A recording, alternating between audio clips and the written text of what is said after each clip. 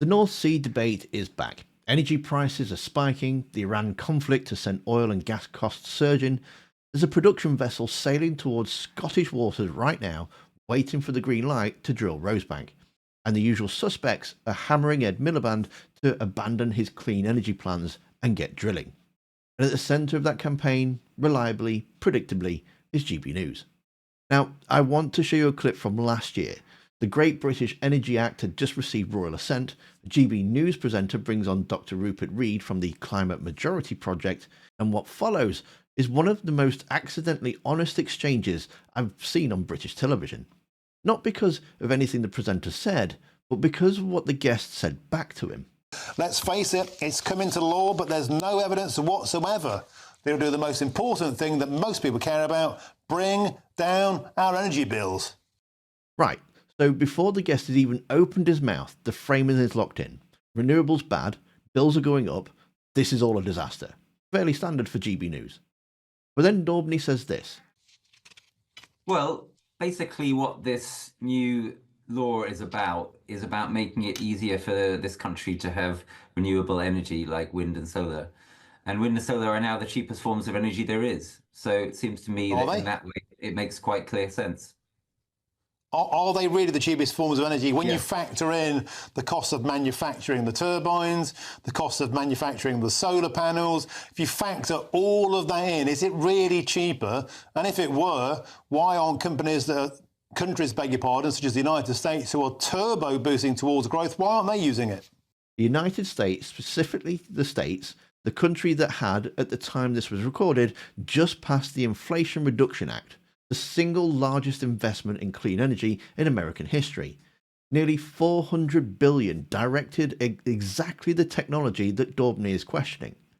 The US was, at that moment, the largest producer of wind and solar energy in the Western world. So Reed gives him the answer. Yes, it is cheaper when you factor all those things in. In the United States, they have been using it for the past several years. Biden made a far larger investment than Starmer has made, actually, in renewables. Trump is turning that around, unfortunately. That's not for any economic reason. That's simply because he's a cheerleader for fossil fuels in an incredibly stupid and short-sighted way. Corrected. Completely and immediately. And what a normal journalist does is when they get a factual claim wrong on air, they'll acknowledge it, they'll adjust, and they'll move on. Here's what Daubney does instead. Why is it incredibly stupid and short-sighted when they have energy bills that we could only dream of in the United Kingdom? Why is it, if net zero, the pursuit of the ideology, is so blessed, so welcome, why does the United Kingdom have the most expensive energy prices in the Western world? He just moves on. Doesn't acknowledge the correction, doesn't say fair point or update his position. The United States thing just never happened. We're back to bills.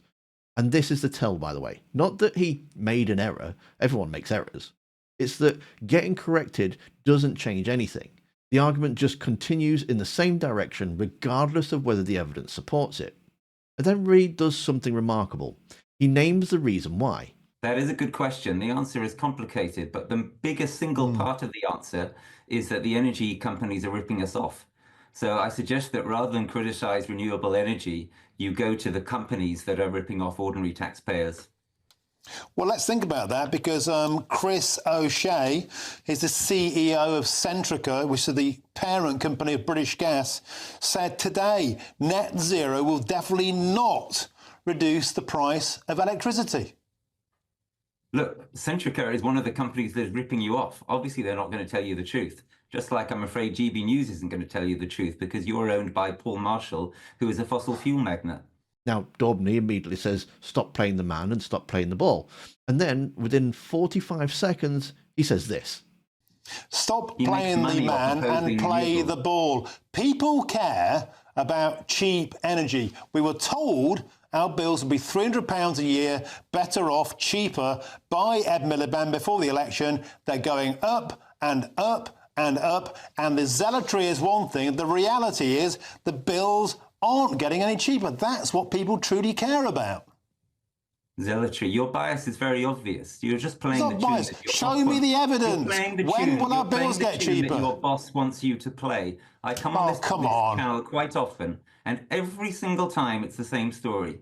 every single time you slag off renewable energy and cheerlead for fossil fuels. Could that possibly be anything to do with the fact that GB News is owned No, it isn't. line, It's by nothing a fossil to do with fuel that. magnate? It's nothing to do with that. The Yes, British it is. public. Your program No, it's not. and your channel is You work for systematically you were a biased. political strategist for Extinction Rebellion. We know your regime too. We know your agenda. People want So now cheaper who's energy. playing the man? We were promised Now that. who's playing the We were man? promised cheaper energy by you lot, by Ed Miliband. We haven't got it. Don't have a go at me. Don't have a go at GB News. Where is the evidence to deliver on the promise that you lot made? You just contradicted yourself. You said play the man, not the ball, and then you started playing the man. You started the game, mate. It takes two to tango. Where are the cheaper bills? So don't attack the person, attack the argument, followed by immediately attacking the person. Brilliant. And let's actually address the point Rees raised, because it's not an ad hominem. It's the material fact. Paul Marshall is the chairman and chief investment officer of Marshall Wallace, a London-based hedge fund. According to an analysis of Marshall Wace's filings with the US financial regulator, his funds own shares worth $2.2 billion in fossil fuel firms, companies that specialize in extracting, refining, and transporting, distributing fossil fuels. These include Chevron, Shell, Equinor, among the 109 other companies. And Paul Marshall is also the co-owner of GB News. So you have a channel whose owner has the best part of $2 billion riding on the continued profitability of the fossil fuel industry, and that channel runs a segment attacking clean energy investment and demanding to know why the bills aren't cheaper. An investigation found that 1 of 3 GB News presenters had spread the climate science denial on air, while more than half had attacked climate action. None of this is hidden, by the way. It's been extensively documented, and Reed called it out live on GB News. Now, Daubney's other main line of attack is £300. We were promised our bills would be £300 cheaper by Ed Miliband. Your channel has no integrity. You have no integrity. You can't answer the question, can you? I You started can't out answer the question, and so you're going for me. Renewable energy is consistently now the cheapest form of energy in this country. Wind is the cheapest of all by far. Nuclear is way more expensive. Fossil is much more expensive. So when do our bills go down? In making stupid accusations. When do our bills go down then? Next year? Well, our bills will go down next when decade, we get serious before about the unicorns this. fly. This government is not going nearly far enough. Here's what Miliband actually said. The pledge was that the bills would be up to £300 lower by 2030 in a clean power system, based on independent modelling. It was a projection for the end of the decade, comparing to what bills might look like under a renewables-heavy system against the high gas prices of 2023. You can argue whether that projection is realistic.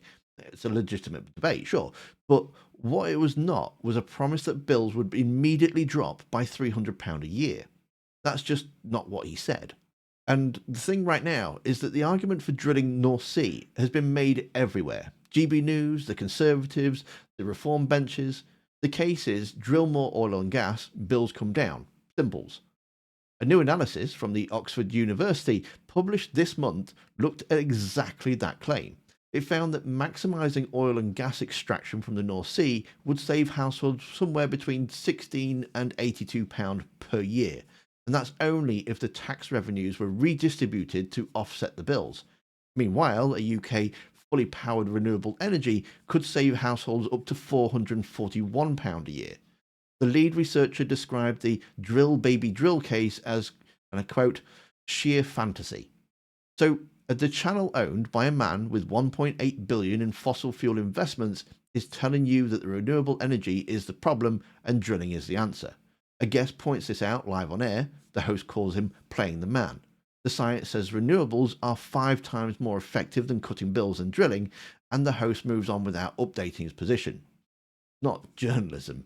It's not even particularly good impression of journalism. It's a channel doing what it was built to do, for the people it was built to do it for. Reed was right. He just had the nerve to say it out loud.